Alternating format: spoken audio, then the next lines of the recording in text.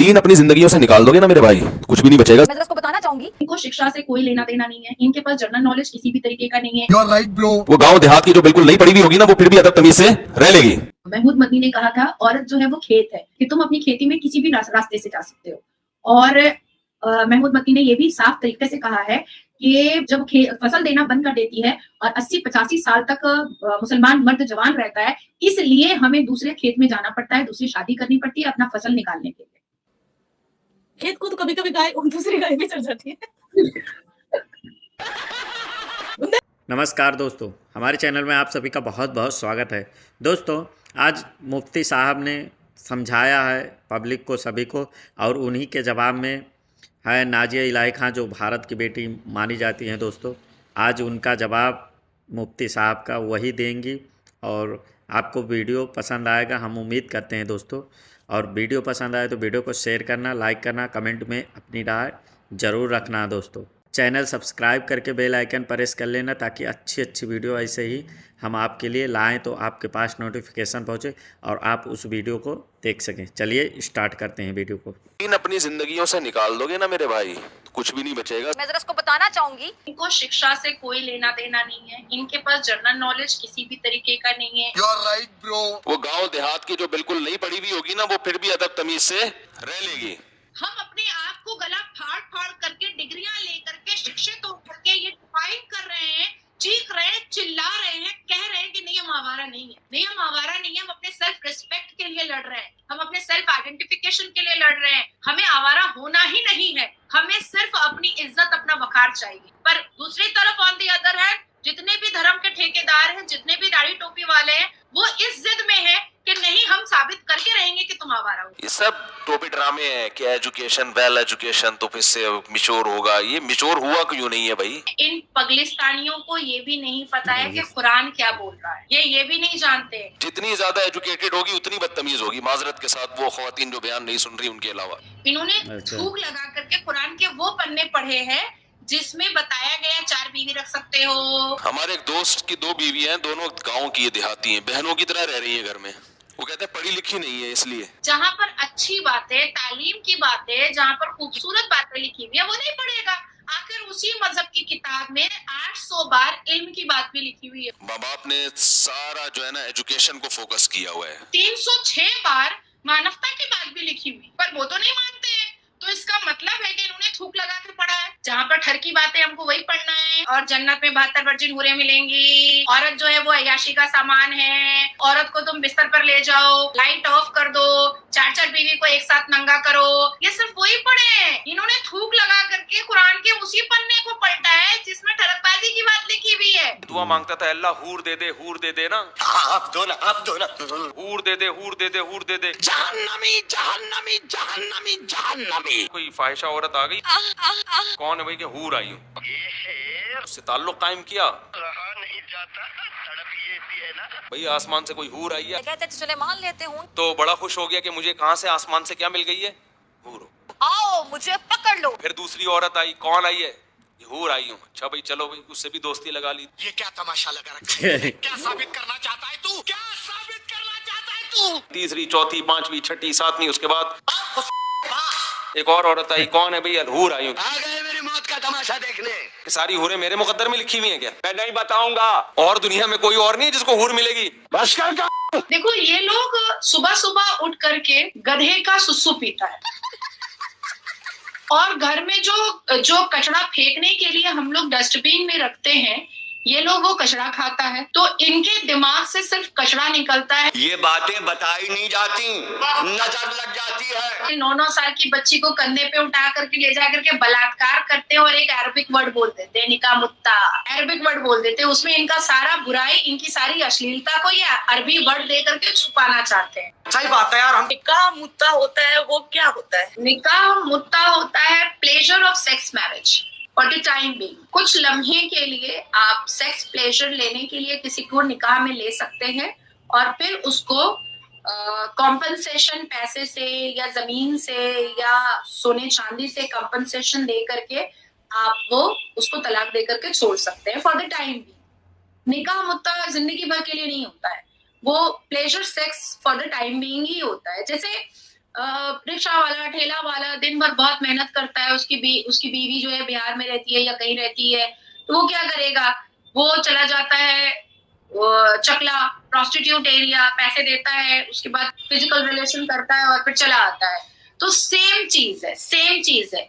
मानो मैं किसी मुसलमान मर्द को बहुत पसंद आ गई, पर वो पहले से शादीशुदा है, उसके घर में बीवी बच्चे हैं और वो नहीं चाहता है कि वो दोबारा शादी करके वो किसी लड़की की जिम्मेदारी पूरी जिंदगी उठाए, तो वो निकाह मुत्ता पर जाएगा और निकाह मुत्ता करके वो उसके साथ 2 घंटे, 2 दिन, 2 महीने का एक अग्रीमेंट बनता है, उसके साथ वो सेक्स करेगा। उसका मन जब भर जाएगा तो वो या तो गायब हो जाएगा या तो प्रॉपर तरीके से एग्रीमेंट को वो कैंसिल करेगा और कॉम्पनसेशन देगा, और या तो फिर वो गायब हो जाएगा। जैसे ईरान में एक नाइजीरियन मुस्लिम के साथ बहुत ज्यादा हुआ था एक जमाने में।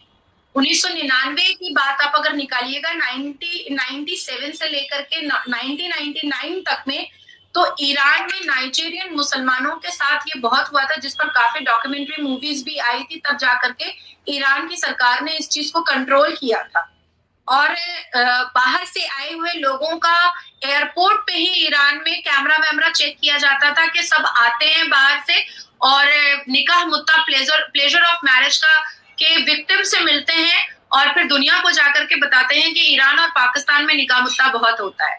तो वो लोग काफी इंक्वायरी करते थे कि जैसे हम जैसे लोग पहुंच गए हैं तो हम लोग दूसरे शक्ल सूरत के हैं, तो वो लोग बहुत इस चीज को नोटिस करते थे कि ये फिर यहाँ की बातों को पूरी दुनिया को बताएगा। तो काफी सारे मुस्लिम नाइजीरियन है, काफी सारी मुसलमान लड़कियां हैं। जैसे पाकिस्तान में माइनॉरिटी कौन है? सिख है, ईसाई है, हिंदूज है। तो हिंदुओं की बच्चियों को 9 साल की, 8 साल की, 12 साल की, 13 साल की, मतलब वो सलवार ही देखता रहता है कि कब पीरियड्स होगा और हम निकाह मुत्ता करेंगे। ठीक है, वो लड़कियों के सलवार की तरफ उसका निगाह रहता है कि पीरियड्स होने के बाद हम निकाह मुत्ता करेंगे। तो हमारे यहाँ भारत में पॉक्सो एक्ट में वो आ जाएगा, उसको जेल हो जाएगी, और नॉन बेलेबल सेक्शन पे पॉक्सो एक्ट में जेल हो जाएगी if you are having sex with minor girls. क्योंकि हमारे आईपीसी के सेक्शंस बताती है कि कंसेंशुअल सेक्स जब होता है, जब लड़की अडल्ट हो जाती है, मैच्योर हो जाती है, जब वो वोट देने के काबिल हो जाती है, तो 18-19 साल की उम्र में हमारा कंसेंशुअल सेक्स हो सकता है। लेकिन जब तक हम माइनर में आ रहे हैं तब तक कंसेंशुअल सेक्स नहीं होता है, वो पॉक्सो एक्ट में आता है। और जो नॉन बेलेबल सेक्शन है जिसमें कोई बेल ही नहीं है, कोई मतलब गुंजाइश ही नहीं है बेल की। और ये भी कानून कब बना? जब मोदी जी की सरकार आई। तो पाकिस्तान में हिंदू बच्चियों के साथ निकाह मुत्ता बहुत होता है, जब लड़कियों की हालत बहुत खराब हो जाती है। अब 9 साल की बच्ची के साथ 50 साल का, 52 साल का, 40 साल का आदमी सेक्स करेगा तो जाहिर सी बात है कि वो मरेगी। और अगर किसी की मौत हो जाती है या कोई हॉस्पिटलाइज हो जाती है, तो जब डॉक्टर्स को पता चलता है और ये मैटर पुलिस तक जाता है, तो पाकिस्तान की सरकार के पास, पाकिस्तान के कोर्ट के पास खड़े होकर के बेल मर्दों को या बूढ़े ज़ईफ मर्दों को इसी बात पे मिलता है कि मैंने तो इस्लामिक तरीके से इसके साथ निकाह मुत्ता किया था, मैंने सेक्स किया और मैंने छोड़ दिया। तो पाकिस्तान के कोर्ट में उनको बेल मिल जाता है, आराम से बेल मिल जाता है। तो निकाह मुत्ता जो है वो कुरान के वर्सेस 24 और सूरा नंबर 4 में बहुत अच्छे तरीके से एक्सप्लेन किया गया है। मैंने इसलिए आपको कुरान का वर्सेस भी बताया है और सूरा भी बताया है ताकि आपको कोई ट्रोल ना करे। मुत्ता is a concept that Quran verses 24 of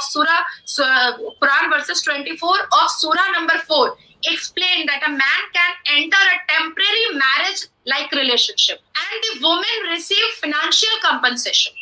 This is called nikah mutta. मतलब कुछ दिन के लिए, कुछ घंटे के लिए आप एक लड़की को खरीदिए, उसके साथ सेक्स का प्लेजर लीजिए और फिर उसको छोड़ दीजिए। भारत में जो all India Muslim personal law board है, जोड़ा अवेसी है, ये लोग क्या बोलते थे? जैसे ही बात आई कि लड़की का जो एज है शादी का वो बढ़ा दिया जाएगा, अब 18 नहीं रखा जाएगा, 21 रखा जाएगा, तो सारे दाढ़ी टोपी वालों ने क्या कहा कि 12 साल के बाद अगर लड़की की शादी नहीं होगी तो वो आवारा हो जाएगी। तो इतनी अश्लील अल्फाज इस्तेमाल किए जाते हैं, वो भी मेन स्ट्रीम मीडिया पर बैठ करके, वो भी हमारे ही धर्म के मौलवी मुल्ला हमें ही एसेसिनेट करते हैं, हमें ही डिफेम करते हैं और हमें एक ऐसे कटघरे में खड़ा कर दिए हैं पूरे भारत में, मानो जैसे कि हम सेक्स के लिए तरस रहे हैं पैदा होते के साथ ही, माँ के कोख से निकलते के साथ ही, कि बस मुझे मेंस्ट्रुएशन हो, मेरा पीरियड्स स्टार्ट हो, मैं 12 साल की हो जाऊं और मेरी शादी करो, नहीं तो मैं मुंह मारना स्टार्ट कर दूं। और वरना साजिद रशीदी तो और भी बड़ी बात बोल देते हैं कि बकरा और कुत्ते से सेक्स करवा लेती हैं लड़कियां अगर उनकी शादी ना की जाए, तो वो तो और भी मतलब बुरा हम लोगों को साबित कर देते हैं। मतलब मुसलमान लड़कियों को भारत से लेकर के, पाकिस्तान से लेकर के ईरान से ईरान तक में इतना ज्यादा एसेसिनेट कर दिया गया है, इतना ज्यादा लूज कैरेक्टर साबित किया गया है कि लड़कियां हिजाब नहीं पहनेंगी तो आवारा हो जाएंगी, लड़कियां जीन्स पहन लेंगी तो आवारा हो जाएंगी, मुसलमान की लड़कियां अगर हंस देंगी तो आवारा हो जाएंगी, शिक्षित हो जाएंगी तो आवारा हो जाएंगी, बाहर निकल जाएंगी पढ़ने के लिए तो आवारा हो जाएंगी, 12 साल की उम्र में अगर शादी नहीं करेंगी तो आवारा हो जाएंगी, शादी के बाद तुरंत सेक्स नहीं करेंगी तो आवारा हो जाएंगी, सेक्स करने के बाद तुरंत बच्चा नहीं पैदा करेंगी तो आवारा हो जाएंगी। मतलब हम हर एक सेकंड के बाद आवारा हो जाते हैं इस्लाम के हिसाब से और इस्लाम के मानने वालों के हिसाब से।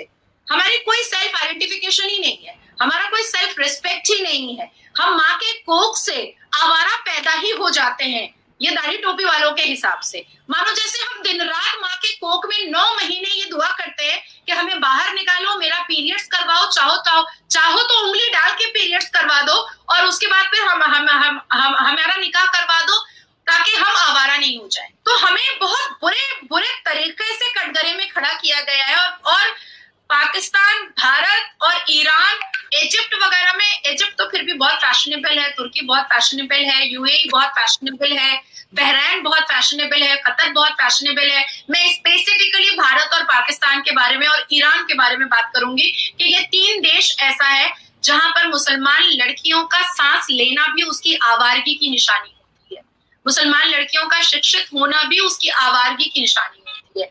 हमारे जुल्फ खुल जाते हैं, हमारे हेयर खुल जाते हैं तो भी हम आवारा हैं, तो भी हम आवारा हैं। अभी मैं तुमसे बात कर रही हूँ ना तो भी मैं आवारा हूँ इस्लाम के हिसाब से।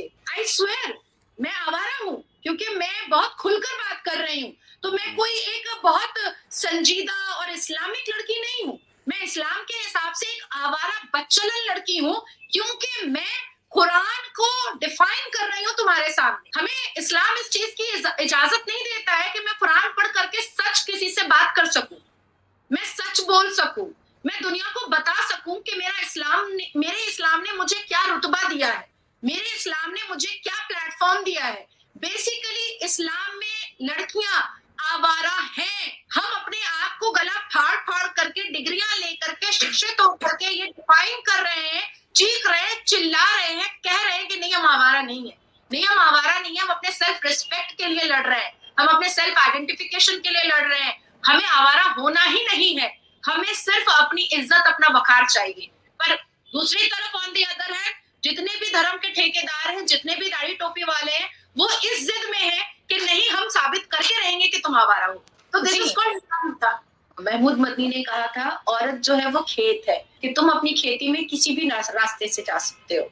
और महमूद मदनी ने ये भी साफ तरीके से कहा है कि जब फसल देना बंद कर देती है और 80-85 साल तक मुसलमान मर्द जवान रहता है, इसलिए हमें दूसरे खेत में जाना पड़ता है, दूसरी शादी करनी पड़ती है अपना फसल निकालने के लिए। खेत को तो कभी कभी गाय और दूसरी गाय भी चढ़ जाती है। तो दोस्तों हमें उम्मीद है कि आपको बहुत बढ़िया लगा होगा वीडियो, फनी भी है, जानकारी भी। आपको कैसा लगा आप कमेंट में अपनी राय रख सकते हैं। और मुफ्ती मौलाना साहब को जो उसने बात कहा उस पर जवाब दिया हमारे नाजिया इलाही खान ने, जो कि बहुत ही जानकारी उनको है भाई। आप इनके बारे में क्या कहना चाहते हैं? हमारे भारत देश की शेरनी मानी जाती हैं भाई, वकील हैं, दबंग जो भी है, बहुत अच्छी बात करती हैं, इनसे सीखने को मिलता है, हमें इनसे सीखना चाहिए। दोस्तों वीडियो पसंद आए तो वीडियो को शेयर करना, लाइक करना, कमेंट में अपनी राय रखना, ताकि हम ऐसे ही आपके लिए वीडियो लाते रहें। चलिए मिलते किसी और नई वीडियो में, तब तक के लिए जय हिंद, जय भारत, जय श्री राम, राधे राधे।